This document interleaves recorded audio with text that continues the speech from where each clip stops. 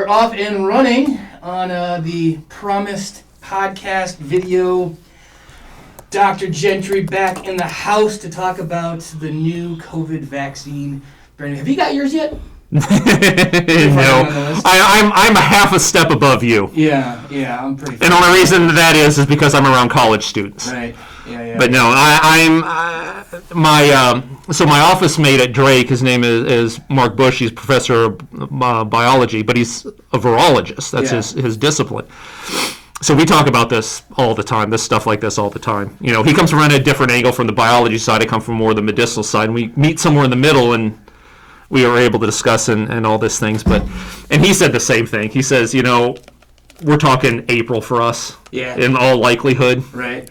That sounds right. So. Well, for anybody who's watching who doesn't know who we are, I'm Luke. I'm a pastor at a church in Iowa, and I just happen to have a guy in my church, faithful member, former elder. We had to fire him from being an elder. I blame my wife for that. Well, you should. But you were glad. Because of a conflict of interest, because his wife became the worship director, and we can't have the elder, her husband being an elder in charge of worship stuff. So they just kind of had to step down, but willing to do it, and I was happy. That was a great trade, by the way. I wouldn't argue with you, by the way. What is? I have a lot more time on my hands. Yeah, right. How about you give us some of your bona fides, if you will? Yeah. So I'm Brian Gentry. I am an associate professor of pharmacology at Drake University College of Pharmacy and Health Sciences. My specialty or my discipline area is the development of therapeutics for as antiviral, so the treatment of viral diseases.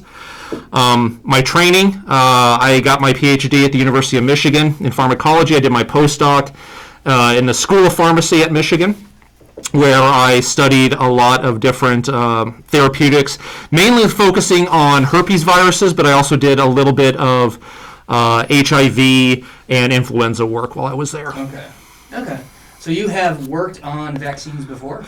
No, I haven't worked on vaccines. My discipline area is working on drugs, on therapeutics. Okay.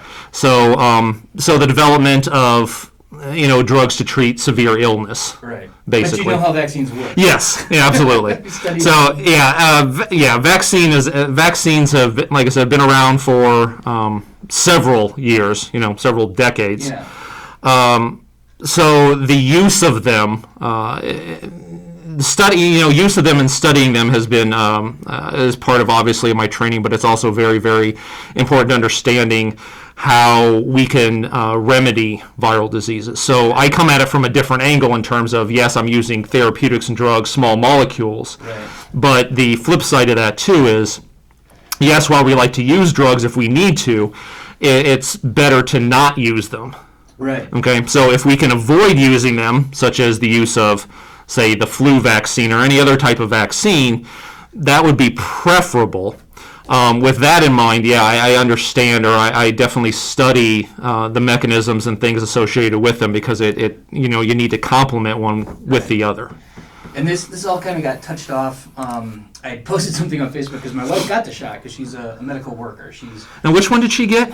She got the Pfizer one. Okay. She got the Pfizer one, and so I posted it, on Facebook that she got it, and quickly there was some people saying, "Oh, it's risky," or this and that, and so I knew it was coming. I'd be lying if I said I didn't bait it a little bit. Of course you did, by the way. I know. Of course you did. I do that sometimes. Anybody who knows you knows for sure that you did this on purpose. Yeah. So she hasn't had her second one yet. She had her first one. And no real side effects. It's hard to say if she was extra tired or just regular tired. What's the difference between? She does have autism now, so there's. Yeah, there's that.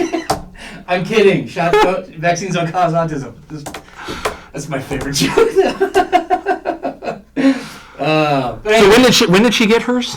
Oh, about almost not quite 2 weeks ago. So she'll have it again next week then. It's 3 weeks apart. So, yes. The Pfizer one's 3 weeks apart, so she'll have it next week then. And it's interesting because they say you don't really have the full immunity. Is this correct? Until about 2 weeks after the shot? Yeah, and we can go into how that. Or do you want me to talk about that now. No, I was just going to Okay. side note say that there's a chance she was exposed like the last couple of days.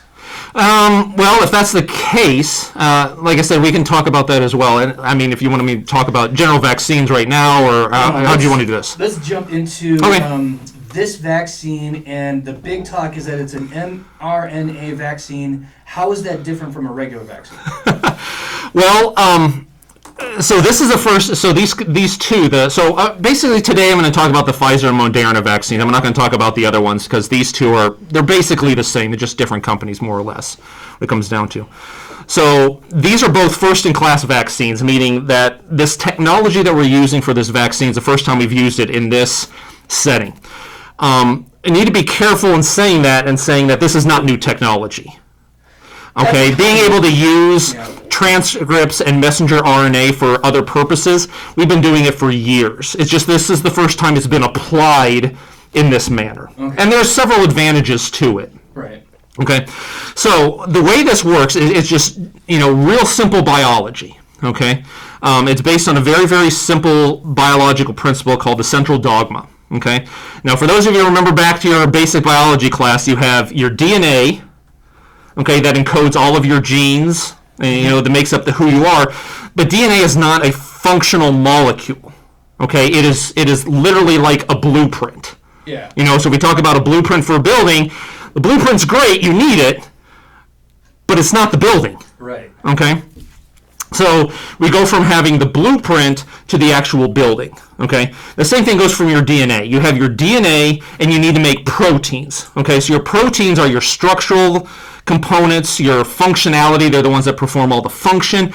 They do a lot of things. Now, I want to be careful that it's not the only components of your cells, but it is a very vital part. It's a very functional part of your cells. Right. Okay? So you have to go from DNA to proteins. Okay, so to do that, you take DNA and you make a copy of it.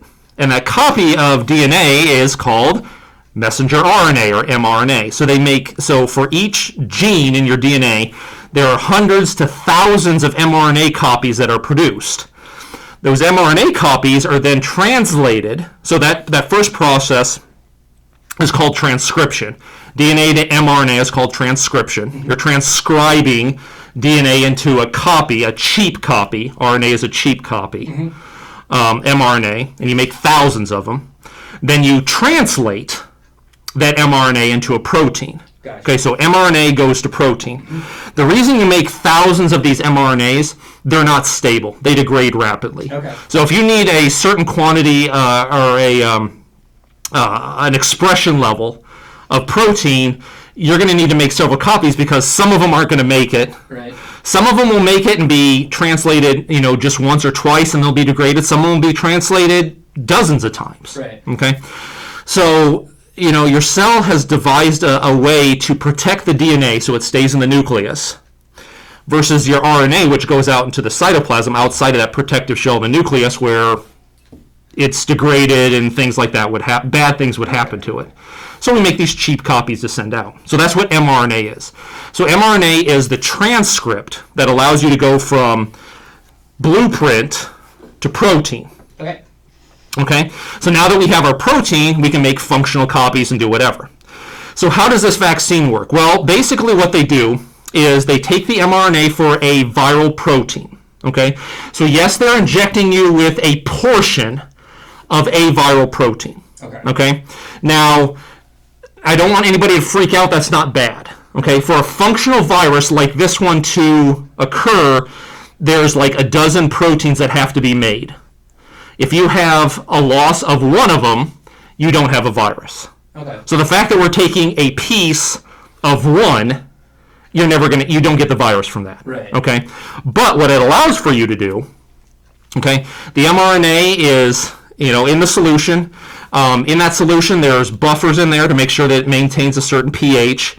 There's a preservative. I think in one of them it's citrate, so it's like citric acid. Right. And then there's some lipids, and the lipids kind of cause a problem. We can talk about those in a second, but the lipids are there to protect the RNA. Right. So they shoot in your arm. The lipids and the mRNA can, not all of it, but a portion of it will be taken up into cells.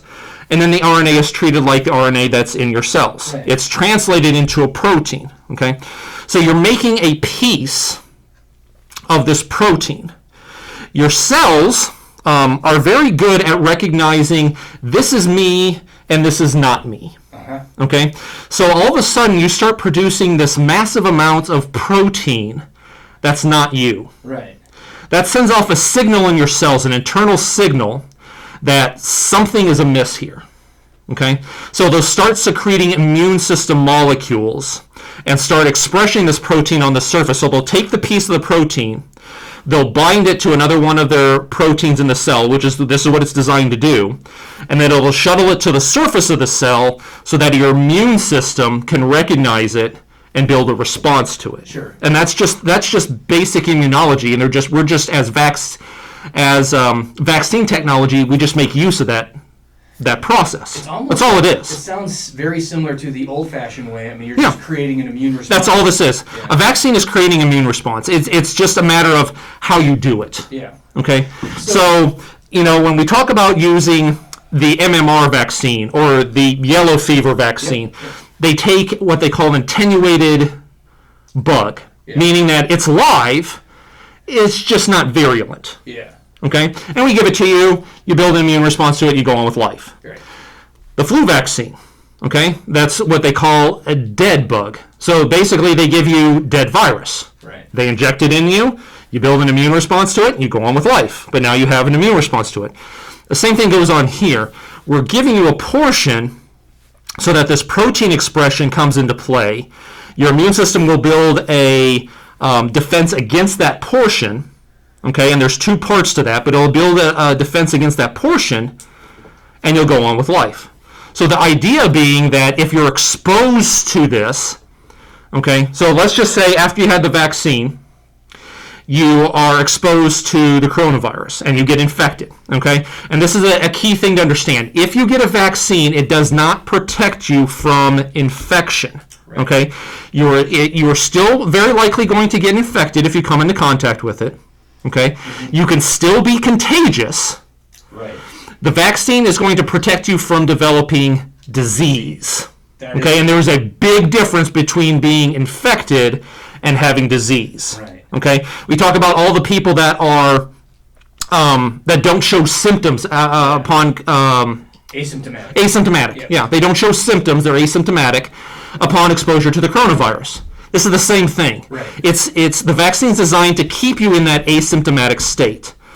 But you have to understand that, yes, even though you have the vaccine, you can still be contagious. Yeah, your body's just doing a really good job of clearing it, yeah. Because you've got... Yeah. So you can still be contagious. Yeah.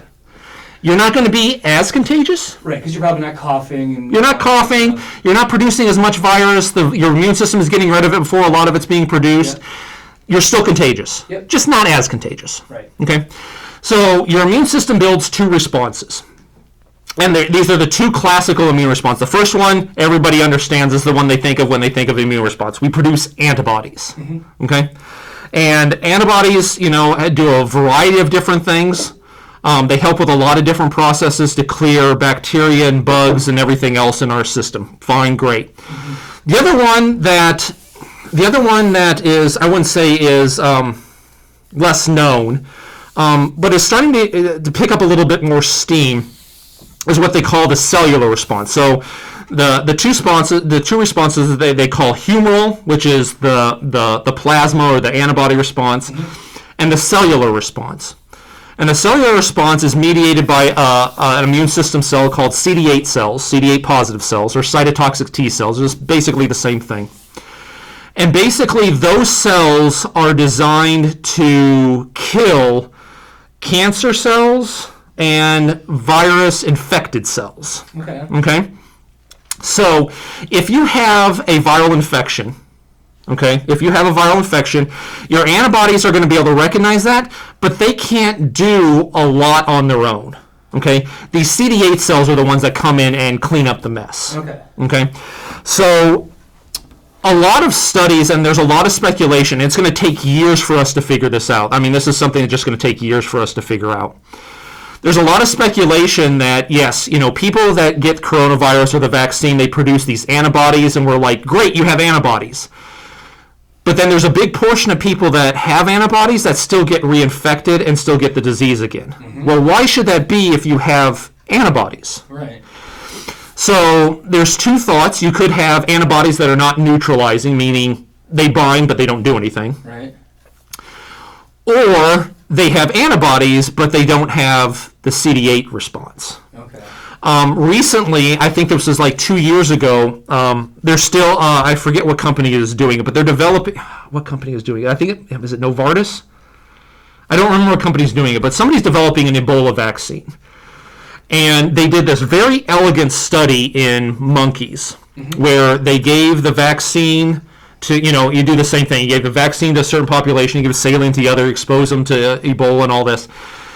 They got done and analyzed the results, and they found that the monkeys that survived are the ones that produced the CD8 response. For those monkeys that were given the vaccine and developed only an antibody response, they had some protection versus those that just got salt water, but not as great a protection as those that had the CD8 response. Right. And CD8, I think I commonly hear that called the T cell response. Yeah. Okay. Cytotoxic T cells. Yeah. I thought So so.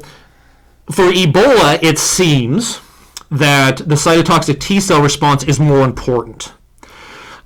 It's entirely possible for viral infection. I'm going to be careful when we say viral infections. Now, for some of our vaccines that target bacteria, antibodies are probably more important. Okay? But for the vaccines that target viral infections, so the flu, this coronavirus, Ebola, yellow fever, stuff like that, there's a good possibility, a very real possibility, that the CD8 response is more important than the antibody response. Which leads to another problem, or another question that we have on a biological side. So coronaviruses, you probably have read or have seen that people who have been exposed to coronavirus, one of the first ones, say back in January, February, there's not an insignificant portion of them that are starting to reinfect or recatch the disease now in October, November, December. Why is that? Coronaviruses, and we haven't figured this out from a biological standpoint, we don't know why. Coronaviruses call what they call waning immunity or fading immunity, meaning that this virus has figured out a way to, yes, be eliminated, but as it's eliminated, it kind of takes you with it.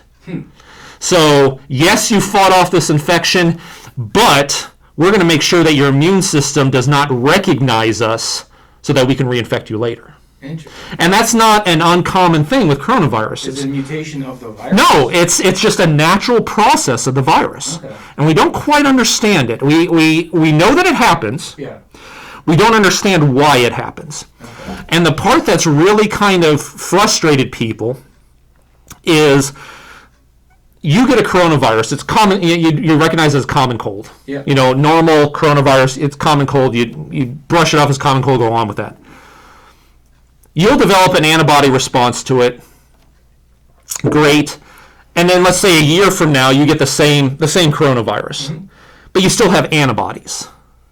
So then it goes back to that same thing that we talked about. Is it the antibodies are not neutralizing? Or is it the fact that you did not, or you produced a CD8 response, but then the virus took it with it, and it didn't stick? So the goal or the idea is that, or the whole idea behind this is, okay, we need to develop a CD8 response. Antibodies response are good. We probably need to have that as well, but the CD8 response is what we probably need to develop. The problem with that is developing or testing a CD8 response, that's a lot of work. It is not easy work to test CD8 counts. I mean, you can test CD8 counts, but then to test them, are they effective against coronavirus? That's a little different. So that's actually very hard to do. So the whole idea behind this, behind giving you a piece of the virus, the thought is that the coronavirus as a whole, okay, meaning that the whole virus and the infection is what causes waning immunity.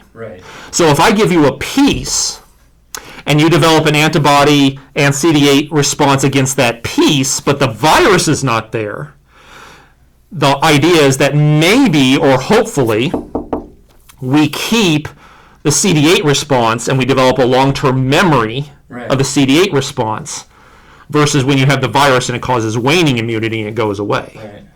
So we don't, and like I said, that's a big if. Sure. We don't know the answer to that.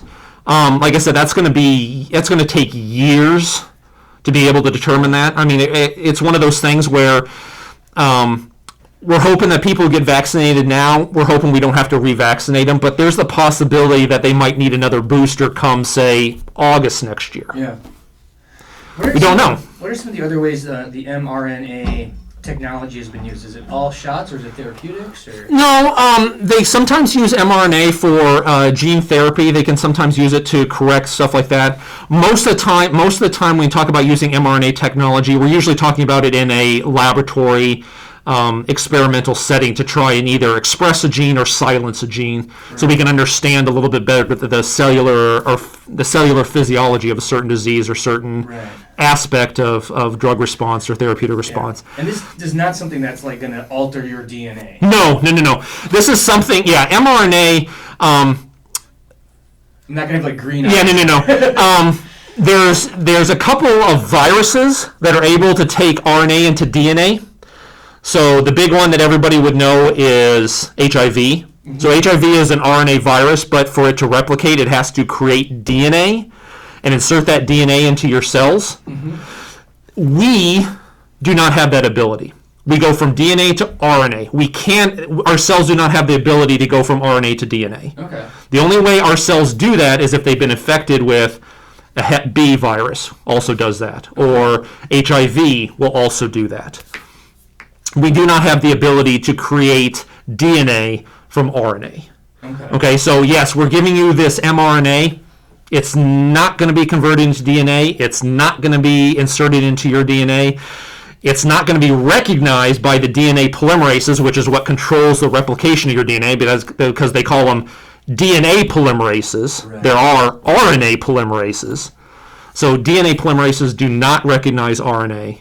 Okay. So there is, in terms of altering your DNA or altering your genetic code, it's not going to happen. Right. We do not have the ability, our cells do not have the ability to convert RNA into DNA for that process to occur. So we just can't do it. When people say that this is experimental technology, would you agree with that statement? It is experimental technology, and the fact that this is the first time that it's been used in this setting. Mm-hmm.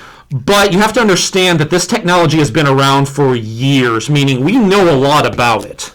Okay? So the fact that we know a lot about it, yes, it's experimental in the fact that this is the first time it's been used in this setting for a vaccine, but we know enough about it that we know the safety concerns for it are very minimal. Why isn't mRNA better, or why did we go that route with these two, Pfizer and Moderna?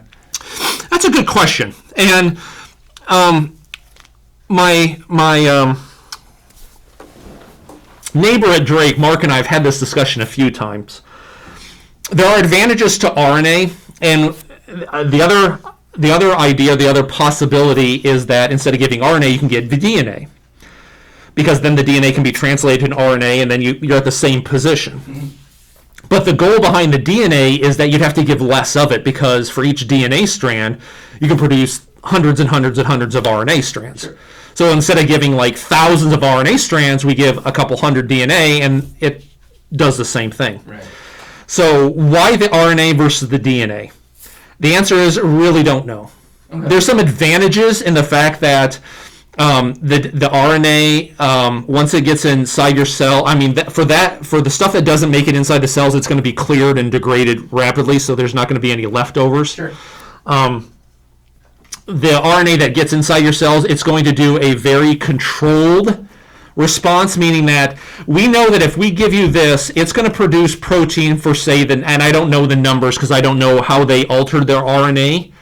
So they did something to the RNA to protect it from degradation. Okay. But it doesn't mean it's not degraded. It just means it's protected for a certain amount of time. Right. So let's just say, for the sake of argument, that we give you an RNA strand that we know that it has a half-life of 24 hours. So we know that over the course of, say, 5 days, you're going to produce this much protein. Right. That's very controlled. Right. We can say, okay, we know we're going to produce this. We know you need to have this threshold.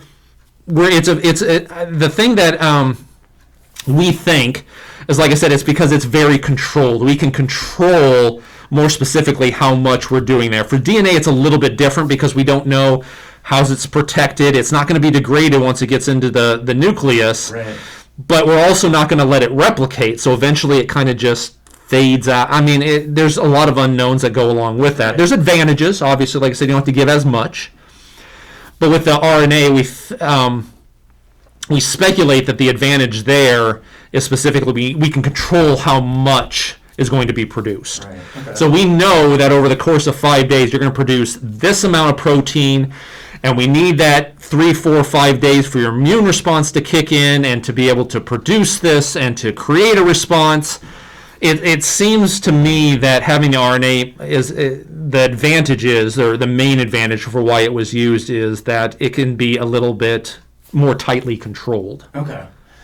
And so, but like, what is a traditional vaccine that's not mRNA? Is that the DNA or no? No, there are no DNA vaccines. I didn't think so. So like I said, the other vaccines we have live attenuated. We give you the full disease, it's just not as virulent. Right. We give you the dead bug. We give you a piece. So when I talked about giving you the RNA and it produces the protein, well, rather than produce the protein, we're just going to give you the protein. Why don't we do that? Why is that not? Because those vaccines don't produce long-lasting immunity. Okay. So giving you a piece of the protein, and the reason that happens is because you have to stimulate the immune response, because I'm injecting you with protein, okay? But do you have an infection? Or does your cell think you have an infection? Well, no, because there's nothing wrong with it. Remember I said it recognizes self and not self? Yeah. But it only recognizes self and not self on the inside. Okay. It can care less what's going on outside. Right. Okay? So all this protein's being injected into you, and it's all outside the cell. It doesn't go in. Protein, Right. full proteins don't go through cell membranes. So your cells don't simulate an infection. Gotcha. So there's stuff in the plasma and stuff like that where your body is like, oh, there's something wrong here. Maybe we'll do something about it. Right. And it's a weak immune response, and it's just like, oh, that's great. It's cleared. Let's forget it. Well, that's great. But now, a few years later, you got to get another shot. Sure. Okay. So by doing the mRNA thing versus the protein, the whole idea is to make your cells believe there's an infection so that you get an immune response. And when you have an immune response, you generate long-lasting immunity. Gotcha. That's the whole idea. So all immunity is not the same. Okay. Do we know what the difference is? Like long-lasting immunity, is it those T-cell responses? That's the thing. Like I said, it's all speculation. What's really, and like I said, my neighbor at work, Mark, and I say the same thing, and it's the true. We go under empiric evidence for vaccines, meaning I'm going to give you this, I know you're going to be immune. Mm-hmm. There's a lot of room between I'm giving you this and you're immune. There's a lot of area in there that we really don't know. The whole idea is, I know that if I give you this, you're going to develop immunity. What that immunity looks like, how it's developed, we kind of have bits and pieces of understanding. Right. And I hate to say it, but for this vaccine, it's kind of the same thing.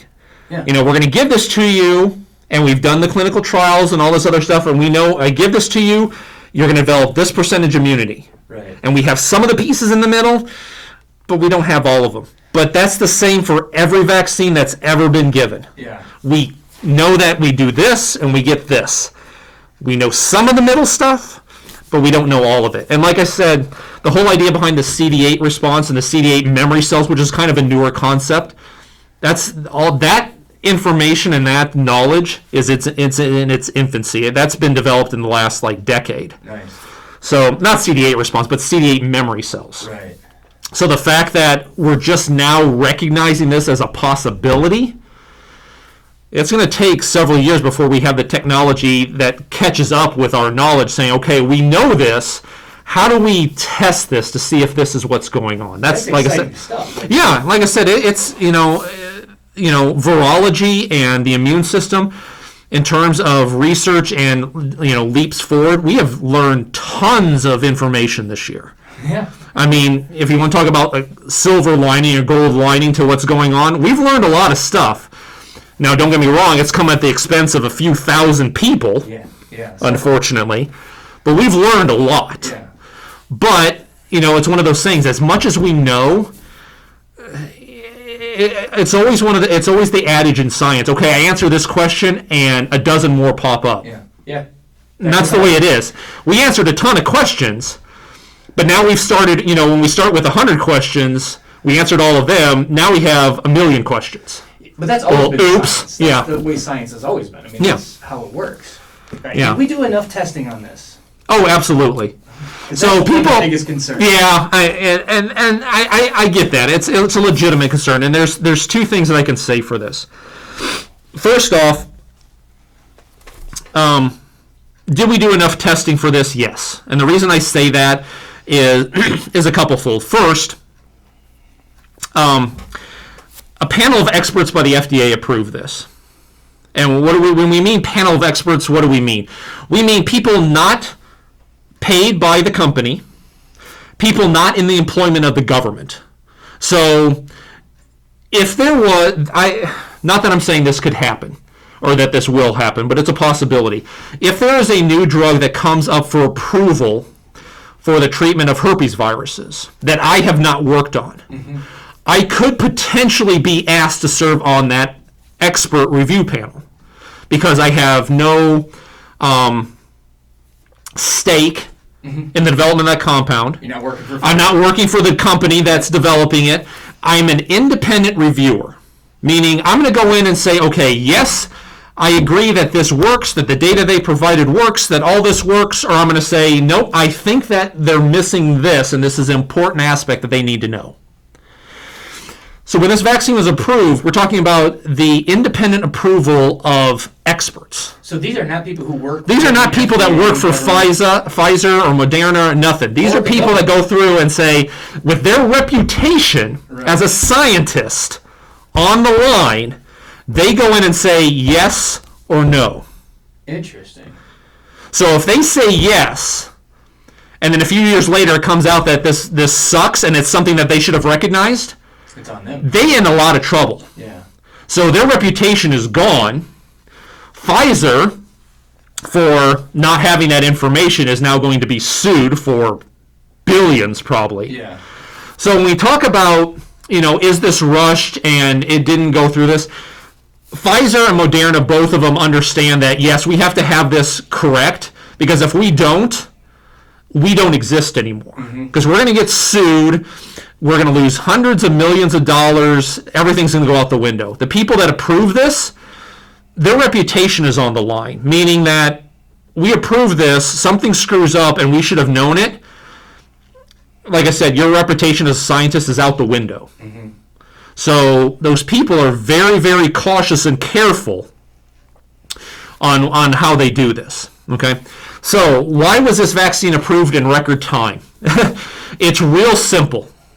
And this exposed a very, very large flaw in the FDA. It's all the bureaucracy. In terms of experiment length, in terms of data analysis, in terms of everything else on the science end, nothing changed in terms of time. So this vaccine was produced in a year. And under normal circumstances, it would take, let's say, 5 years.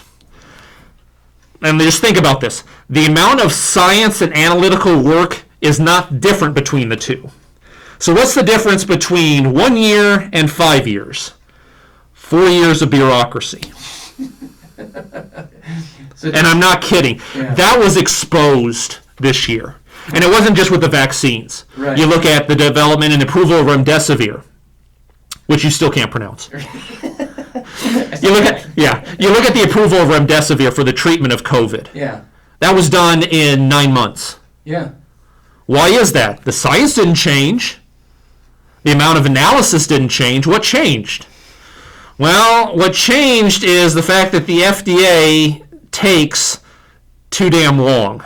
And I'm not saying that they shouldn't take their time with some things, but obviously if you can approve something in 9 months when normally it takes 3 to 4 years, Something tells me something's wrong with the 3 to 4 years. Yeah.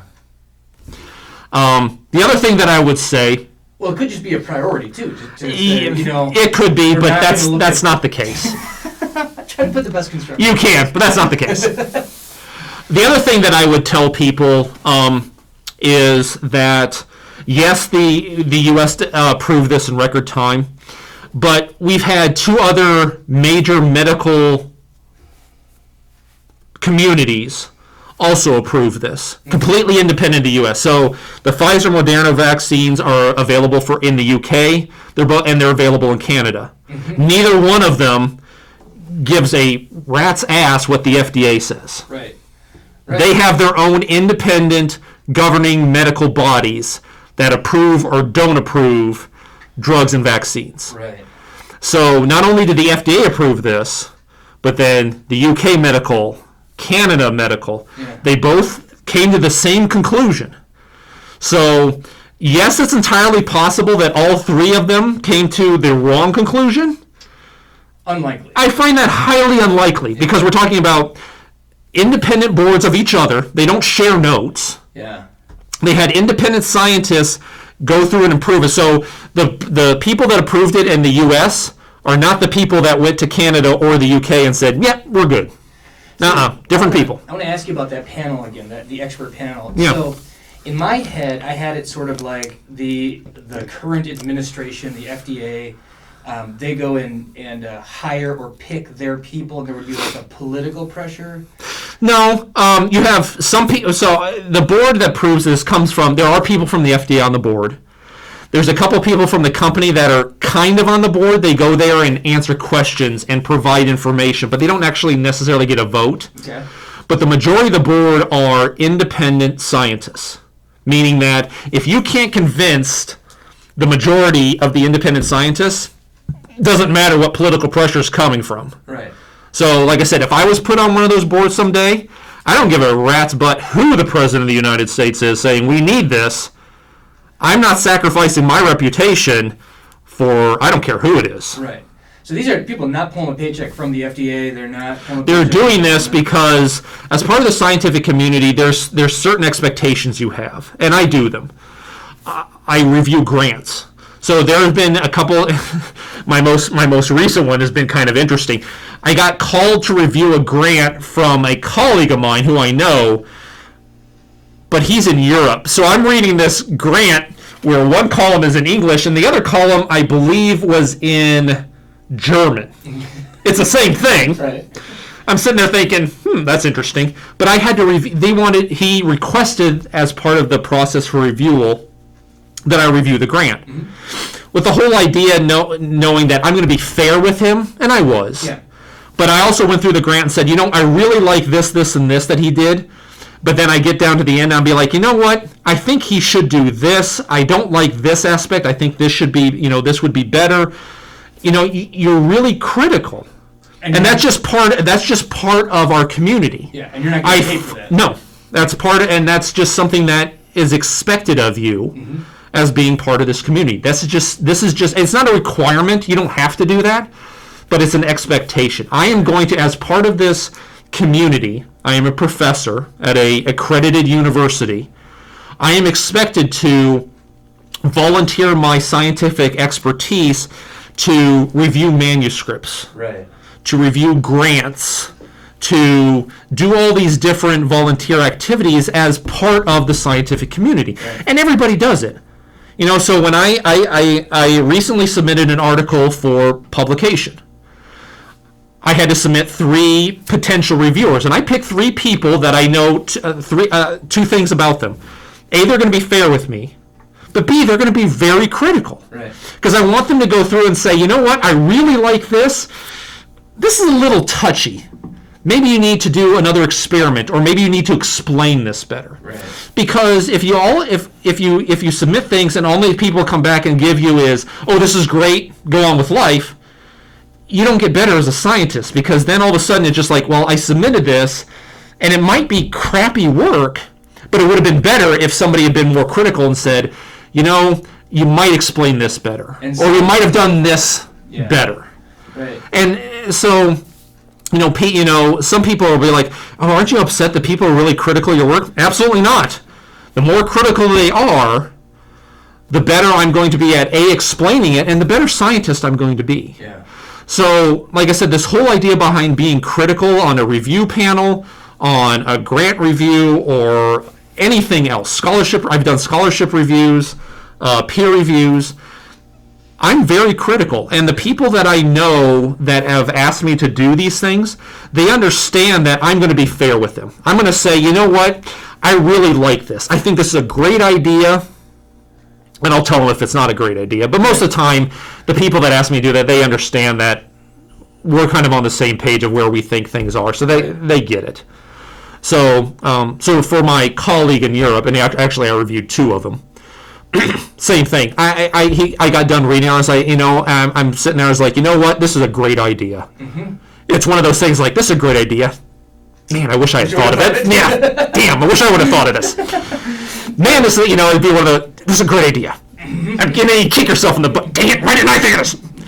This is a great idea to be like, you know what, I think you need to do this, I think you need to do this. And then for both of the grants, I told them, I said, you know what, I think this needs to be included.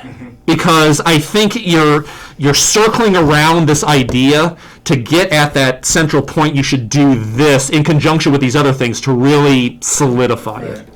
And I don't know the outcome of those grants. You submit your reviews, the panel makes their decision, and I know that they sent the critiques back to the authors. Right. So I don't know what happens, but you go through with the idea that you do this information, or you do all these things with the idea that it's going to be used. Yeah. It's actually going to be helpful for somebody. And like I said, the same thing goes for all of these, the drugs, the vaccines, everything. We're taking independent people, their reputation's on the line. So every time I do a review, every time I do any of these things, I put my reputation on the line. Yeah. But that's what is expected of you. Yeah. I put my reputation on the line, I do all these things, they put their reputation on the line, they do all these things with the idea that we want to better the scientific community and move medical science forward. Right. Okay? Now, do we get things wrong? Well, yeah. Sure. Back when I was in college, we had a little debacle with vaccines. I remember that. Yeah. There's a few people that had to because it came out, that original article came out in The Lancet, which is a very highly respectable publication, medical publication. There's a few people that took a little bit of a hit because they reviewed that and didn't raise those flags. Mm-hmm. So it got published, and then when it was found to be bogus, all of a sudden, and we don't know who the reviewers were, but the Lancet knows. So they went back and be like, we have a few people that we might consider not asking to do this again. And this is the study that correlated autism and vaccines. And no, specifically MMR. MMR, okay. Yeah. Yeah. And so it was one of those, like I said, a few people took a hit. And that was just bad science. It was bad science, and, looking back at the article, there are some pretty astounding questions that needed to be answered. Yeah. So, like I said, that was, like I said, do we get it right all the time? No.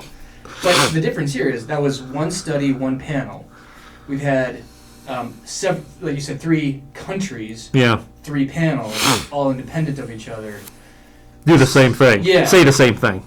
So, I want to ask you quick, this may be out of your wheelhouse. If you don't know, don't worry about it. No. This is the indemnification stuff that you can't sue Pfizer and Moderna because if this vaccine screws you up.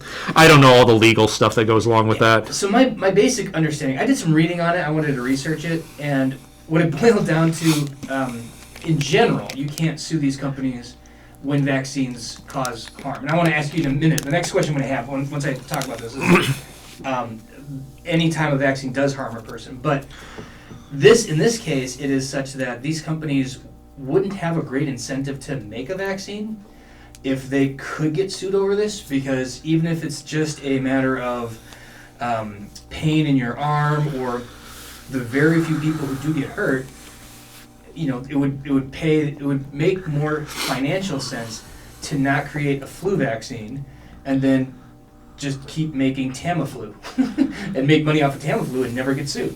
Yeah, the problem with Tamiflu is that eventually it's not going to work It anymore. wears off, right? Well, the prevalence of virus that's resistant to the drug the prevalence is going to grow. Right now, it's not a huge prevalence. It's out there. Yeah. It's not a huge prevalence. But if you start using that drug and then replace the vaccine, all of a sudden, the drug, instead of having a low percentage of prevalence, it's going to have a high percentage prevalence, and then the drug's worthless. Yeah, but to give these companies a financial incentive to make these vaccines. And I know there's some protection that the government gives as well. Well, that's what I mean. The government says you can't sue, but then what they do is they set up a fund. Yeah, I was going to say, they do provide some. Yeah, they'll pay out of that fund so people can still, receive compensation if they are hurt. But I want to talk about that. The vaccine injuries, when you talk to people who are anti-vaxxers or when people are just spooked about it, everybody, it seems, I'm not one of these people, but it seems like a lot of people have a story of a nephew or a cousin or some guy they know who got the shot and then like very bad things happen to him. What sorts of violence is done to people on occasion? Occasionally. My favorite one for this one, and I'll talk specifically, well, first off, most of the time people equate the fact that, okay, we got the vaccine has mercury in it, therefore we're in trouble. Right. Yeah, we don't use mercury in vaccines anymore. We haven't for years. Right. Or any other heavy metal. So, yeah. So get that out of the way. But for the COVID vaccine, the one that popped up, and I read this, they did a late-stage trial, and I forget where this was. I think it was in the UK. They had a late-stage trial, and 6 people died of cardiac-related issues as part of during the trial. Mm-hmm. And it was like, oh my gosh, we have to halt this. It's giving people these cardiac events, all this other stuff. Yeah, no. Mm-hmm. Out of the 6 people that died from heart-related issues, 4 of them got saline solution. Oh, jeez. So, out of the 6 people that died, and I'm sorry that they did, 4 of them got buffer. They got salt water. Mm-hmm. I'm not sure that's a reason to stop the vaccine trial. Call, yeah. So, and then the other 2 people, what they did statistical analysis and just said, given the general population, how many people and the cardiac events, it's insignificant. I mean, basically they said, out of 1,000 people that we enrolled and the, hundreds that are in there, a couple of them are going to die of heart attacks because in the general population, if you take any certain portion of the population, 2 people, roughly out of the same number of total participants, they're going to die of heart attacks. The same was true for the, I read one too about Bell's palsy. Yeah, same thing. And it was like, out of these 40,000 people, 5 people, whatever the number was, got Bell's palsy. And they said, well, if you take a randomized cross-section of any population of 40,000 people, that's going to happen. Yeah. 5 of them to develop Bell's that's going to happen. Yeah. So, it was not an issue. So, you look at, and this is ongoing. Obviously, as the vaccine is distributed, and people are, you follow up with people, your wife. Mm-hmm. Did you experience anything? Did anything happen? All that stuff. As of right now, the only thing that really, is the same things you expect of all vaccines. Mm-hmm. A little soreness in the arm, pain at the injection site. There are occasions where people have been experiencing like fevers and chills and a little bit of a shake, and that's more common after the second dose versus the first dose. But that's basically, I wouldn't say that's necessarily a great thing, but it's actually a fairly good sign that, oh wow, you've developed an immune response. Because when you get infected with a virus, what do you develop? Fever and the chills and a little bit of a shake. And that's a pretty good indication your immune system's working. Right. Yeah. And that was one of those things where I haven't recently, I will say this, but for the first 5-6 years I got the flu vaccine, I'd always develop a fever. Yeah. And my mom was like, "Oh, you're getting sick from the flu." I'm like, "No, it's a dead bug. I can't get sick from the flu. I mean, the flu shot. Yeah. I can't get sick from the flu shot. It's a dead bug. It's dead, literally." I said, but I told her, I said, it's actually not a bad thing because I know my immune system's working. So I told Sarah recently, I said, I've gotten the flu shot for like the past, I've gotten it ever since Bethany was born. Before then I didn't, but as soon as Bethany So I've gotten it for 11 years now. So I told Sarah, like the past 4 years, I really haven't gotten the flu like I did early on. I'm starting to wonder if my immune system isn't working or if the vaccine's not working on me anymore. Right. I'm just like, I kind of want the fever. Right. I have, so I've always gotten the flu shot as long, I think I started getting it in college, maybe, when it was... Yeah, I was idiot. I didn't. Yeah, but I never had a response from it. Yeah. But I'm not sure that I've ever had the flu, to be honest. See, that's the thing. I'm not sure I ever have either. Yeah, when people describe the flu to me, I'm like, I've been pretty sick, but I don't think I've been that sick. Yeah, it's one of those things where people are just like, I got this, and I think I had the flu. I was like, did you wake up feeling achy all over? Did you wake up wanting to basically not get out of bed and just, I feel like, just leave me alone, I want to die type thing? Yeah, I've never had Well, it wasn't that bad. You didn't have the flu then. Right. So with this vaccine, the incidence of injury are pretty low. I've Yeah. read allergic responses, and that seems to be to one of those. Yeah. The catch to this, so one of the components of the vaccine that's necessary, so I told you about those lipids that protect the mRNA. The lipids can sometimes mimic natural pathogenic membranes. So if you happen to develop, and see, this is where it comes in. Let's just say for the sake of argument, you had food poisoning. Yeah. Okay? And you developed, so a specific type of E. coli gives you food poisoning. It has this lipid shell on the outside. Your immune system happened to make a response against a very specific portion of that E. coli that exactly mimics the lipid protection for the mRNA. Oh, okay.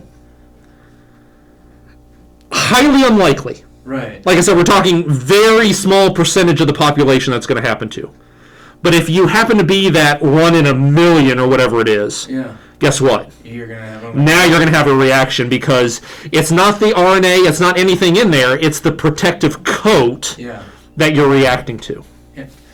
By the way, how do we make that RNA? Like what do you mean? Come out of? Well, so we're injecting RNA. Yeah.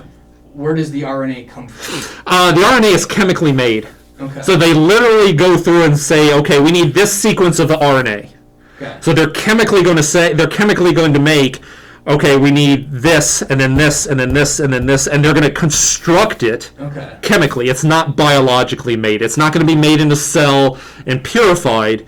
It is chemically made, meaning we know that this is the start. We're going to add this and this and this and this, and they do that for however long it needs. We simply know those components. Yeah, and they chemically make it. They synthetically make it. They don't make it in a biological system. So they're not baby parts in this. There has been no fetal tissue used in the development of this vaccine or in its production. Yeah. Okay, not in its development. Yeah. Not in its production. My brother actually asked me this the other day. And I told him, I said, they have not used it in the development for the Pfizer and Moderna one, for the development or the production. See, neither one. I've heard that they have used them in other vaccines. Yes. Okay. But not this. Okay. You want to be careful. And I'll speak to that a little bit. Like the ethics of that are, in my opinion, and this is an opinion of a guy who's a pastor, theologian, somebody who values life enough that he adopted, embryos have triplets. Like I have a high degree of value for it. And even if, let's say hypothetically, these viruses had some sort of generation in these tissues that are from, I think one line is from the 70s, one is from the 80s. I look at it in terms of that is a tragic, horrible, and evil thing that was done to these unborn children. But that is not to say that good can't come out of it. In the same way, like and I said this in one of our main things too, if a drunk driver hit somebody and killed a kid, and then those kids' organs were used for a transplant to help, we wouldn't say to save another kid. We wouldn't say no. That is supporting drunk driving. That is saying that drunk driving is good. It's an abuse. No, it's still you can still say it's tragic that kid died, or even like some crazy psychopath murdered a bunch of children. Yeah. but then we were able to harvest those organs and transplant them into other kids, we wouldn't say that we're supporting this psychopath. Yeah. We're so in my And that opinion, ethically, and that came out during the Bush administration, if I remember correctly, yes. where the federal government would recognize there are certain fetal embryonic cell lines that the government recognized, meaning they're already out there. Yep. We are not going to, however, endorse or recognize if you make another one, or if anything else is done, or if you're going to use tissues. Fun side story: there was somebody testified in Congress who had just adopted the first embryo adoption ever, gave birth to this kid. So the mom testified in front of Congress about embryos and about this embryo adoption thing, brand new thing. That young lady, Hannah Streggy, is, I think, starting a master's degree. LCMS Lutheran, they've reached out to Joni and I. Oh, that's cool. Yeah, so I kind of have a connection with her and her parents. We're Facebook friends and stuff. That's pretty awesome. I think that is pretty cool. That's pretty freaking cool. Yes, and so the incidence of injury in vaccines in general are really pretty low. It is pretty low, and it's always one of those risk-reward things. Yeah. Nobody wants to get COVID. Don't get me wrong. Nobody wants to get the stupid thing. Don't get me wrong. So the gamble is, okay, do you want to gamble, not take the vaccine and potentially get it, or do you want to take the gamble of getting the vaccine with the possibility, even if it's a low possibility, a very low possibility, that you might have one of these side effects? Right. And it's one of those things where I find it interesting that, back in the, last century, no one hesitated to get the polio vaccine. Right. Because it's one of those things like, I don't care what the small risk is, I've seen my neighbor's kids with polio. Yeah. And so there was no hesitancy whatsoever. It was one of those, I'll take the risk, I don't want that. And I know a guy who was he was not injured from the polio vaccine. He got the vaccine for polio and still got polio. That can happen too with this. You can get the vaccine for COVID, and there's still the possibility that you could get the disease. In fact, they talk about the new UK variant. Yeah.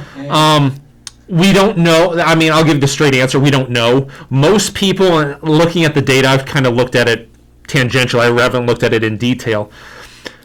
It looks like the vaccine is still going to be very effective against it. Yeah. Not necessarily as effective as the Wuhan, the original version, but still we're talking probably instead of that 90 to 95 range, we're probably talking the 80 to 90 range effective. So very effective still. Very effective. Yeah, still very effective. Slightly less effective, but still very effective. So here's a question I've been asked a few times. Maybe it would be better to let the virus just run through the population and just develop herd immunity that way, like chicken pox parties. Yeah. I had a chicken pox party when I was a kid. Yeah. Sucked. Yeah. The problem with that is there's you can make an argument for that. The problem with that argument is a couple-fold. I can't get behind the ethics of needlessly letting thousands of people die. I'm sorry, I can't. Mm-hmm. I can't get on board with that. The second thing is, and this goes back to what I told you earlier, coronaviruses cause waning immunity. Mm-hmm. So herd immunity on a natural coronavirus infection, I don't think we can achieve. Because I don't think you can ever get a portion of the population to overcome the waning immunity to get herd immunity. That's what I was exactly wondering. Yeah, so I don't think it's possible. Right. So the hope, like I said, the hope with this vaccine is we're giving you a piece. Now, it's entirely possible that this piece, there's some characteristic about this piece that causes waning immunity. That is entirely possible. There's evidence to suggest that might be the case. There's more evidence to suggest that it's not a piece, an antigen and epitope. It's not a piece, but the virus that causes waning immunity. Okay. So if I give you a piece, you're going to develop long-lasting immunity. Right. But if I give you the whole virus, we try and develop herd immunity naturally, we're going to get waning immunity and it's just going to go away, and then you're going to have to deal with it again in 6 to 8 months. Right. So, and the same thing goes with the esteemed Reverend Petrak. Yeah. He needs his vaccine. Oh, yeah. No, yeah. Because, yes, he has COVID. And he got it in, what, November? I think so. Was it November? Yeah, by the time April comes around, he needs to have his vaccine because it basically his immunity against it is going to be, very likely is going to be gone. Sure.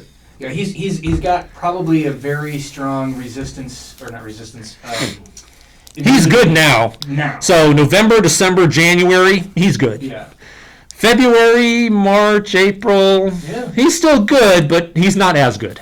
And so if that waning immunity existed, the other thought for me was we'd all have to have it quickly. Like we'd all have to everybody has to have it now. Yeah. Because if you get it today, and then you don't get it till for 8 months, I can give it back to you, and we can keep on going back and forth. Yeah, but if in the next 4 or 5 months we both get the shot, it should dissipate, and then there should not be as much. And see, that was the other argument people have made for this. They're just like, okay, so what happens if the vaccine doesn't provide long-lasting immunity? And I told them, I said, well, that might be the case, but just think about what we can do with, let's just say, for the sake of argument, we get everybody vaccinated between now and May, which means that first people in December, they probably won't need another shot until, say, August, September. Just think of what we can do with 2 to 3 months of a break, so to speak. We can replenish supplies for personal protective equipment. We can stock up on drugs. I mean, just think of what we can do with 2 to 3 months of... and start overlapping. And so you don't wait your 8 months. Like I said, just to think of what we could do with just 2 months of just... A shot every 8 months, I'm happy to do that if we can open... Well, it's one of those things where people have suggested this. This is not a bad idea. We just roll it into the flu vaccine. You get your flu shot along with your coronavirus shot at the same time. Sure, why not? That is not a bad idea. If we need to. That's the other thing. Yeah, that's a big if. We don't know the answer to that yet. So are the farm companies, pharmaceutical companies, just trying to make a lot of money? Is that what this is all about? They just assume let everybody die, and as long as the money's still there, it's fine. It's not how this works. Everybody always talks about, pharmaceutical companies. All they're interested in is making money. Yeah. Well, that's a part of it, but I think the more important part is they need customers. Yeah. So, and with any capitalistic venture, it's the same thing. I can make money, but if I don't have customers or people that are wanting to buy my product or use my product, it doesn't matter how much money I make because eventually it's going to go away. And the same thing with the pharmaceutical companies. Are they making money off this? If they are, it's not a heck of a lot. Really? Yeah. From what I understand, the whole idea behind this is they're trying to basically get the human race through this. Right. Now, will they eventually make money off this? Yeah, there's a good possibility, yes. But as of right now, their goal is to make sure the human race survives. And you know what? I hadn't thought of this. It sounds sinister, but I don't really like the pharmaceutical companies. Well, thank you. I try my best. And you are on Pfizer's payroll, right? Yeah, absolutely. And Moderna, both of them, at the same time. So this whole interview is just... I'm still waiting for my royalty checks, by the way. Getting paychecks from this. So it should be noted he's not at all. Yeah. He works for Drake University. That is all. I say sporting the Bulldog shirt. I like that. Well, I with the outside chance that you were gonna, I didn't know you were gonna videotape. With the outside chance that you were going to, I say, for my dean's sake. Yeah, exactly. I put this on because I knew that if this ever came to her that she actually saw this, and I was wearing, say, my Mizzou shirt or my Michigan shirt, she wouldn't be happy. I was just gonna say, well, I'd like to let her know. Even though Sarah got me a very nice Mizzou Michigan shirt for Christmas. Yeah. Very nice one. I'm gonna throw you under the bus here. If she is watching this, when he comes to church, it's Michigan. That's. I know where your loyalties lie, just for football, really. Well, basketball right now. Yeah. They're doing quite well. I hadn't thought about this. So, again, my skepticism of pharmaceutical companies and that they are profit-driven because we are capitalists and all of that. Like, you don't do something at a losing prospect. Dead people don't buy medication, turns out. Imagine that. And people who have already contracted the coronavirus are not as likely to also buy or get the vaccine either. yeah. So, there's, like I said, there's an incentive to have a population and a customer base. And that's the same thing with, like I said, that's the same thing with any company. I mean, it's one of those things where, if Bill Gates, when first coming out with the iPhone, said, I want to do this, but his customer base, like, we would rather have this. If he said, I want to do that, I guarantee you that we wouldn't be having iPhones right now. Right. So, like, it makes sense because who buys the most amount of medications and drugs from the pharmaceutical companies? Old people and people with comorbidities for their comorbidities. Yeah. So, like, if that population is greatly diminished, they're going to have fewer customers. And I, by the way, am not a fan of how much we are spending in cost of drugs. That's a whole different podcast, whole different interview. And I can make an argument for why that is. No, I know. That gets into economics. I know. And not my specialty for sure. But yeah, dead old people or dead people with comorbidities are not going to be buying anything. Blood pressure medication. Yeah. I mean, everybody knows. Like, if you go to a nursing home and they wheel those carts in, there's 40 different drugs. Everybody. So if you're Pfizer, who basically has one of the biggest markets for drugs for high cholesterol, mm-hmm. well, if if the biggest portion of your population is dead because of COVID, how big a financial hit are you going to take? Right. So you hate to. I was going to say you hate to be that way, but some of their ulterior motive is not necessarily, we're going to make money off this vaccine. We just want to make sure the human race survives because they're buying our drugs. Right. So you take that either way as being, we're doing this to make sure the human race survives, or you can take it from the other side. We just want to make sure they still buy our drugs. I mean, You can take it however you want to, but the simple fact of the matter is, most of the pharmaceutical companies that I know that I've talked with, which has been a few of them, they're all saying the same thing. It's basically, yes, we're trying. Yes, we're a for-profit company, but it doesn't matter for a for-profit company if everyone's dead. Right. Sorry. I mean, it doesn't matter. I mean, if you're Gilead with Remdesivir or you're Pfizer, Moderna with these vaccines, it doesn't matter if you're making money if everybody's dead. Because eventually you're going to be like this. Right. I mean, it's just...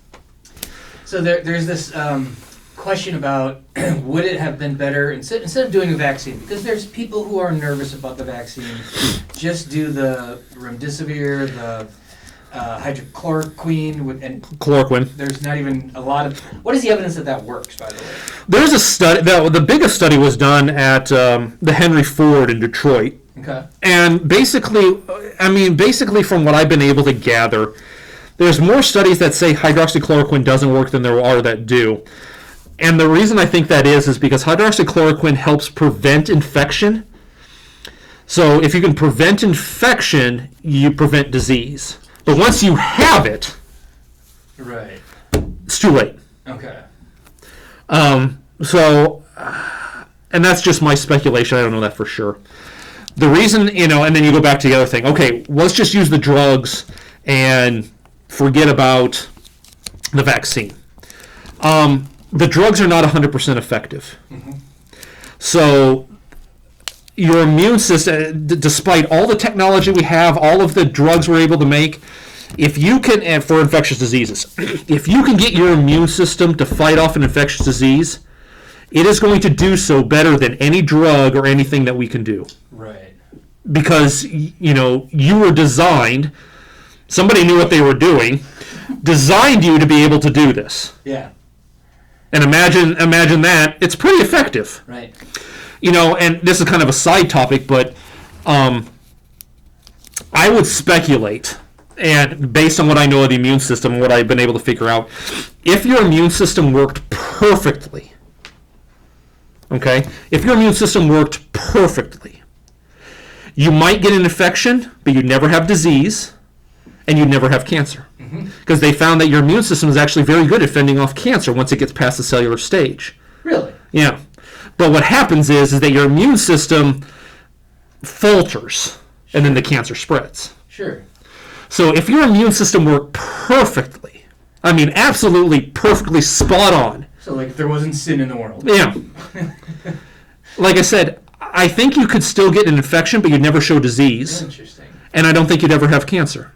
Boy, that is this really. So, so going on a slight theological tangent here, we can talk about, before the fall and then after, when we, after the second coming. I'm not necessarily sure that our immune system, like I said, the immune system before the fall, I think it's the same we have now, just that Adam and Eve's worked a lot better than ours did. Sure. It's a good question. So was there? But that's just I was gonna say, but see, that's speculation. Yeah. I don't know. Right. There's but like I said, if you look at everything that goes on, and you'd be like, okay, the reason this infection occurs is because of this. Well, because of this is something that went wrong or is not working up to par. Or more interestingly, I would say that after the fall, we have a period of time of people living really long lives. Maybe this is part of it. All systems work better. I've always said, like, it seems as though sin and such has caused the earth to be in a state of degradation. Yeah, I would agree with that. And God sustains it. I mean, we believe this as Christians. Yeah. God sustains His creation. Without His sustaining, I describe it like a top. Like you spin a top, and it spins perfect for a while, but then it wobbles and atrophy. Yeah. So I think there's this atrophy of who we are physically, that we no longer live to be 800 years old. All of that. The planet is slowly degrading and atrophying, and that's partly, I would say, we've done some to cause that, but I think also that's it's just the way it is. And you look at the amount, I mean, it's hard to say because,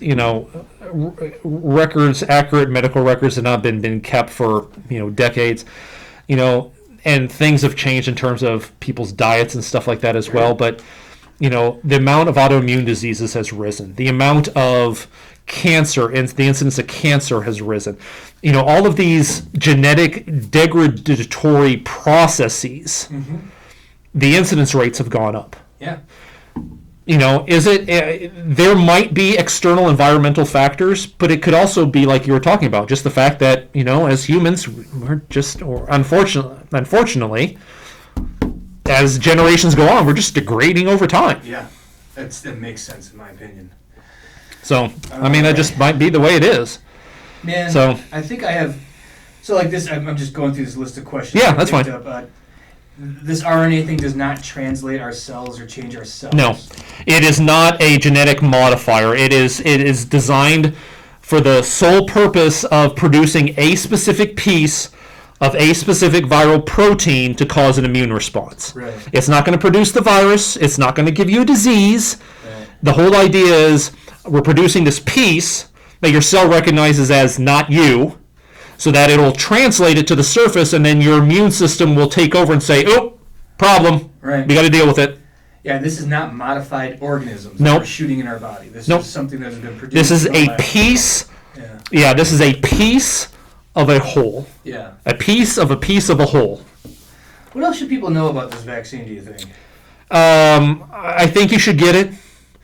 If you're one of the unfortunate ones that happens to develop like this fever, aches and chills after the first injection, I know it's going to be hard for you to go back and get the second one because it's in all likelihood you're going to get it again. I hate to say it, but you really need to. I'm sorry. I know that sucks. I'm sorry, and it's unfortunate, and like I said, it sucks. But you really do, because that second one is as important as the first one. And why is it that there needs to be a second one? Sometimes when we do vaccines, there just needs a booster to make sure that your immune system has set a memory. So sometimes when you get a vaccine the first time through, you develop an immune response to it, but you give that second one just to make sure that the memory sticks. Gotcha. Okay. Just to make sure the memory is in place and sticks. And if you do have those symptoms, you don't have COVID. You're having an immune response. Yeah, the to body it. is doing something to Yeah. itself. So it was one of those things where if you had it, that second after that second, or even after the first injection, you get all those things. You're like, oh, I think I have COVID. I need to go get tested, and you get tested. It's going to come back negative, Right. and it's going to be like, you're negative. Well, how come I feel like this? Well, it's because you got the vaccine. Yeah. And I hate to say it, but you got the vaccine. So what about people with who are immunocompromised? Yeah. Will this work? Well, Or they technically, can't take it, can they? yeah, technically, according to the FDA, what they have said is this population has not been tested, and it hasn't. Sure. Okay, so the vaccine has been tested against what you consider the normal, healthy population, as much as you can define healthy. Okay? But given what they know about the vaccine, given what we know about the vaccine, given what we know about the disease, they recommend it for people with autoimmune diseases and immune suppression and stuff like that. The only time you're very hesitant about giving a person a vaccine who is immunocompromised is when you're giving them the yellow fever one, the attenuated one. Because all of a sudden, for you and I, healthy individuals, attenuated, yeah, it's going to clear, we're going to be fine. But we're clearing it and we're fine because we have healthy immune systems. Right. So if you don't have a healthy immune system, and I'm giving you even a weakened virus, that's a problem. Yeah. Okay? So that's where the advantage of the Pfizer-Moderna vaccine come into play. And the reason I say that is because it's a piece. Right. Like I said, you're not going to get infection from this. You can't develop disease from this. Right. However, the Johnson & Johnson one or the Oxford AstraZeneca one, they're doing a different type of technology. It's called a vectored technology, where basically they're giving you an adenovirus, which causes common cold again, that has a piece of the coronavirus in it. Okay. So I'm going to give you this virus because it's going to stimulate immune response because it is a virus. Right. And when it infects you, you're going to produce this piece that your immune system's going to Also identify and develop an immunity to. Right. Okay? So it's more or less the same piece, Right. just that we're doing mRNA versus the virus. The problem with that is it's a vectored virus. It is a live virus. Right. So the idea being that, okay, we're giving you the virus to cause an infection and cause an immune response. Yeah. But if you're immunocompromised and I'm giving you a virus, Yeah. oops, I don't think we can. So that's why for people who are immune compromised, the safest thing and the best thing to do is definitely take the Pfizer-Moderna one, because then there's no doubt whatsoever. We just don't know if it's going to work.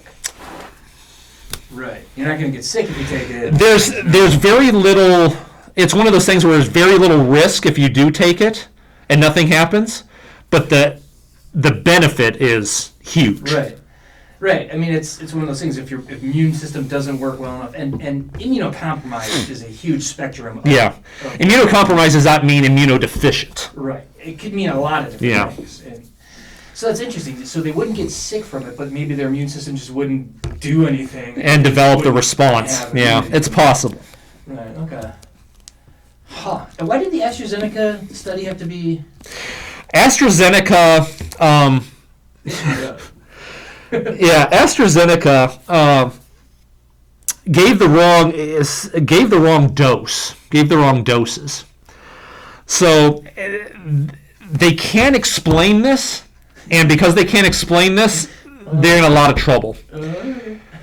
So for some of the people, basically, let's put aside the control. So the people who got saline, I'm not talking about them. Sure. And I don't remember what the numbers were, but let's just say it's half and half. So half of the people that took the AstraZeneca virus got the full dose, the first dose, the full dose. Yeah. Half the people got half of the full dose on the first one. Okay. And then for both of the second one, they got the full dose. So which of the two groups would you think have the better immune response? Let's say full dose. The full dose and full dose. Yeah. Which group had the better immune response? Half and full. The half and full. So all of a sudden they're just like, Well, okay. Yeah, that doesn't work. Right. So all of a sudden, you have a portion of the population that should have done worse doing better, and your explanation is we screwed up. Well, yes, now you need to go figure out why. Which means we're doing another trial. Right. Which means a few $100 million. Yeah. Yeah, I saw that study and I was just like, somebody needs to get fired. I'm just wondering, like, are they gonna make it? Like, because if you spend all this money and now we've got 2 of these MRNAs and then one other attenuated or whatever it is. It's the attenuated, the Johnson & Johnson Janssen one. It's in stage 3. Side story on that one.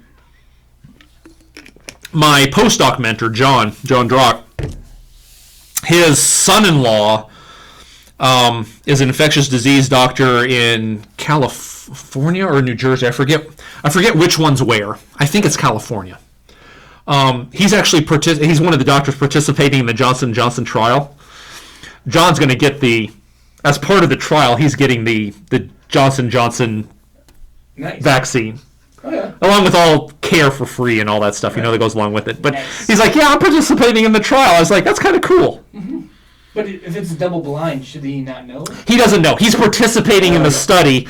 He doesn't know what he's going to get. And then my wife asked, when the trial's over, are they going to let him know if he actually got it or not? I was like, yes. Yeah, you have to, because if he got saline, he's going to need to get another one. Yeah, that was one of the funniest things I read this months ago. It was like, yeah, we're definitely going to tell you. Yeah, we have to tell you ethically because we don't want you to go under the impression that you got the vaccine and all you got was a shot of salt water. I badly wanted to be a part of the study. I signed up. I went online, I signed up. I did. Didn't get picked. Bummer. I signed up for a couple different studies, actually. Yeah, there's probably a lot of people who are... What's really funny is I know the ins at Methodist and Mercy, obviously, being in pharmacy, I know the couple. I probably, if I had really, really wanted to, I probably could have, but... Pull some strings. Yeah, but... Interesting. Man, I think that's everything I can think of. Obviously, I think people are aware I am pro-vaccine. I think that there is a lot of conspiracy theories. I think there's a lot of misinformation out there. I understand that. Do your homework. Do your research. Listen to people who are scientists. Well, it's one of those things where I've talked to a lot of people, and the people who are the that are, if you're completely anti-vax, you're never going to convince them of anything. So it's one of those things. So there's this group in the middle between pro-vax, I'm going to get it no matter what. The anti-vax, there's a group in the middle what they call vaccine hesitant, and this podcast is great to be able to tell them all the information they want, but most of the time when we talk about people who are vaccine hesitant, you need to talk to them at a more personal level. Yeah. Okay? So, it's one of those things, I'm hesitant about getting the vaccine. I don't know about this. I don't know about that. And one of the things that I have found to be most effective is just talk to them and say, so what's your hesitancy? Be more of a conversational. What's your hesitancy? Well, I don't know about the safety and all that. And it's like, there's going to be a risk with anything. Okay? Sure. But for me, and you make it personal, for me, the risk outweighs, the risks are minimal compared to the benefit. Right. And, I think I've had one conversation with someone a while back about this, and I said, it was about MMR, actually. And I was like, I don't know about giving my kid MMR and all that stuff, because I heard all this stuff. I was like, well, what do you want to know? And she said, I heard it was unsafe and all this stuff. I said, I can tell you all of the stuff that debunks that. And I can point you to the article. There was this massive article in the Journal of Pediatrics, I believe. That was this mega study. It was rock solid scientific conclusion. It spot on. There's no, in terms of scientific, no doubt whatsoever. Okay? And I said, I can point you to that, but that's not the case. I said, for you... Let's put it this way. I said, you know me. This is one of my colleagues that I know. I said, you know me. I said, yeah. I said, Bethany is 5. At the time, I think Bethany was 5. We just gave Bethany her second MMR shot. There you go. So it's one of those things. It's like, so I told her, I said, if I didn't, and like I said, I do my homework. I always do my homework on anything. Anything my kids take, I do my homework on. Right. I said, I do my homework. I said, if I had the slightest doubt, okay, I might take it for myself, but I guarantee you I'm not giving it to my daughter. Right. I said, so you have to make that decision. And it's one of those things like, you got to make that decision. I think I've done my homework. I think it's safe enough. I gave it to my daughter. Yeah. Who I love more than almost anybody. Yeah. So the simple fact of the matter is, if I think it's safe enough and it convinced me it's safe enough for my daughter, you got to make that call. But I can tell you right now that I think it is. Right. And I can prove it to you, the fact that I gave it to my daughter. And there's so many other So, and this one, in terms of the vaccine, this one's more safe than the MMR shot. Yeah. And the MMR shot is extremely safe to begin with. Right.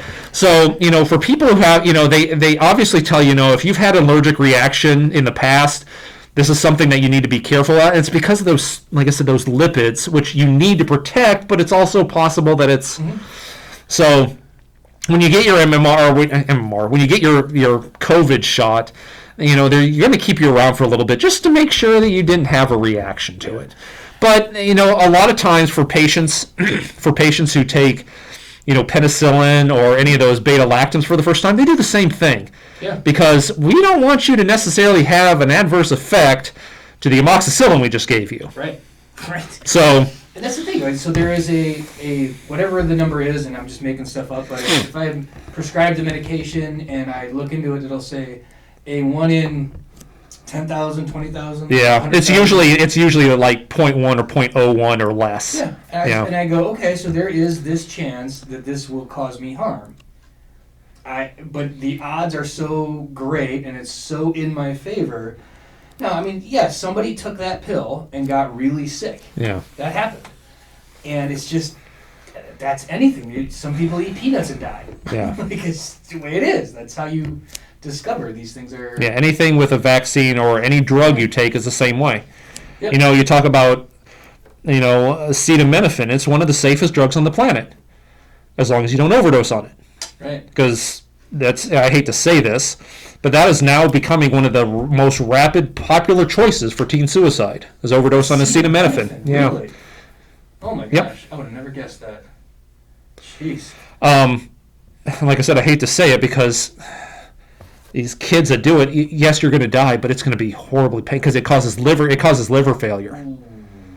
So it's going to cause massive amounts of liver it's going to hurt. It's going to hurt like hell. Yeah. But given it, I mean, it's one of those things where even the guy for pediatrics, they cut it down a few years ago. Yeah. I think it was about the time Michael was born. They cut down the dosing. So instead of I think before was like a factor, this is what you're going to give the maximum dose if you follow our recommendations. It was like 10 times lower than the lethal dose. Really? And now it's like 12 times lower. Okay. So it's an extremely safe drug as long as you're not an alcoholic. Right. It's an extremely safe drug. But there's still the possibility. Sure, there always is. So there's risk in anything and everything we do for our health. Is everything 100% safe? There is literally nothing that is 100% safe. It's just you have to manage your risk. It's cost benefit analysis. Yeah. It's a risk benefit. I am the least risk averse person you'll ever meet. I will take a risk all the time, anytime. So I'm not the best at... I will attest to that, by the way. I'm not the best at coaching people or mentoring people. Like, it's 1 in 5 people die, I'll take it. Yeah, those are good odds. So, don't listen to me when it comes to risk. But this is super low risk. Super low risk. Yeah, and it really is. I haven't heard of any serious, like that... No, there allergic reactions are serious. Yeah, there's some allergic reactions. And left unchecked, those could result in, fatalities. Sure. But for the most part, in terms of what they've been able to see with the vaccine, there hasn't been anything that has come up that has been statistically proven that this is part of the vaccine and not, like, you talked about the cardiac events we talked about earlier, or the Bell's palsy. That's just, that was bound to happen. Yeah, it's just part of the population. So if you go through and be like, okay, we tested 100,000 people and 5 of them died of heart attacks. Well, when you find out in the population that 5% of the, whatever has a heart attacks over the course of this amount of time, it was bound to happen. Right. Or like 10 people fell down and broke their arms. Yeah. A shot causes you to fall down and break your arm. No. Stub your toe. Yeah, exactly. Got ingrown hair. Yeah, it's just, there's nothing out there as of now, and that's not to say that it won't change as more and more people get it, because we talk about giving a phase 3 trial. As many people are in it, which are thousands of people, it's not hundreds of thousands of people like what are going to be getting it over the course of the next few months. Right. So the fact that, you have this vaccine, they're going to want you to report anything that comes of it, even if you don't think it's part of it, they still want you to report it because then they can, rule that out and say, oh, that's not statistically different from the general population, stuff like that. But over the course of time, over the course of the next year, we're really going to have probably a fairly decent understanding of what is caused by the vaccine and what is not. And does it happen that, you find things that are not part of the phase 3 study? Yes. Is that the rule rather than the exception? No. It's definitely the exception. Most of the time, when you find something that's outside of the phase 3 study, it's because it happens in instead of, you usually look in the terms of the thousands of people. We're now talking about finding something that happens once in the millions of people. Right. And I should say, my wife she got the shot. They gave her some mechanism to check in and report anything. I want to say it was an app, but I'm not entirely sure it was an app. It seems like it was an app on her phone. App, and there's a website. Yeah. I don't know what it is off the top of my head, but yeah, and I think it's going to be interesting to see how many people are willing to take this. I hope it's a lot. Let's just get this over with and done with. And I was also going to circle back. Odds of it having long-term ramifications. We didn't know that in 10 years your arms fall off. Yeah, no. Well, I can't say that. Obviously, since we just gave the vaccine this year, we don't know the long-term effects. The odds of a long-term effect coming because of this are, beyond extremely low. Yeah, because it's an mRNA and those degrade. Because it's mRNA, it degrades. The lipids are, you poop them out. Yeah, we have lipids. Yeah. All the other stuff that they give in this, the buffers, the tris, and the phosphates, and all the other stuff, great. That's part of your bloodstream anyway. Yeah. Just going to get flushed out. Yeah. There's no component of the vaccine that is more or less really, at the end of the day, really foreign. Yeah. We're not talking about, a couple decades ago when mercury was introduced. Well, mercury is completely foreign to your body. Right. So yes, that can cause a problem. Usually given in such a small such a small dose. What was the mercury about? Why was there mercury? It's a preservative. Okay. Oops. Yeah, we can do better. So at the end of the day, like I said, we're not talking about injecting mercury, which is completely foreign. We're talking about injecting, phosphate, which as a buffer system, citrate for, eat an orange. Yeah. Isn't phosphate in bananas? Yeah, phosphate's in a lot of things, but I'm talking about phosphate. It's just a not phosphoric acid, but basically, not bicarbonate either, but just it's a phosphate. It's a free-floating molecule in your bloodstream. Yeah. It's not the biggest component of your bloodstream, but it's there. Isn't that what they measure if you have a heart attack? No, that's something else. No, it's usually potassium. Potassium, that's what I was thinking of. Yeah, potassium is what they measure in your bloodstream. So, but it's one of those things. All these components, there's nothing in there that is overly foreign. Right. Obviously, the specific mRNA sequence is obviously different because you don't produce even this segment of this protein. Right. The lipids that we're giving you, they mimic lipids, and lipid structure is and lipid and all that other stuff is highly variable. Yeah. So, like I said, at the end of the day, there's nothing overly foreign in either one of these vaccines. Really isn't. I think that is everything I could think of and a few things I couldn't. So I appreciate you coming in. Yeah. And I'm hoping this is helpful to those people who, like you said, who are in the middle, who are vaccine hesitant. Yeah. because it is important. We need to get as many people vaccinated to get to herd immunity, to get this Back to normal. Back to freaking normal. Looking forward to it. I'm hoping next summer. I really am. I do. From what I've read, talking to you, it does sound like we can get enough people vaccinated, and even like in the short term, people who maybe that's another thing too. If you've had it, like Dan can wait. He doesn't need. He can wait anyways because he's a younger, healthy guy. But like, he can wait till April. Yeah. And let other people get it first. Yeah, I'm going to make sure that you get the health workers, the vulnerable populations first. Like I said, if you can get them, that's going to be a huge boost. Yeah. Because even if, let's say, you or I contracted in March, we don't get our shots until May. Right. Odds are nothing's going to happen to us. Yeah. I feel like crap for a couple of Maybe, and that's a maybe. It is a maybe. So, but yeah, if we can get through the vulnerable population and the healthcare workers first, and then get the rest of us, I really hope by the time, I keep on telling my students, I said, I know this doesn't help you now. I said, by the time when the school year finishes in May, I'm hoping that things are stable. Yeah. That they can, I mean, for the most part, we can get back to whatever the new normal will be. Right. Right on. All right, man. Thanks for coming in, and we'll talk to you again soon. Okay.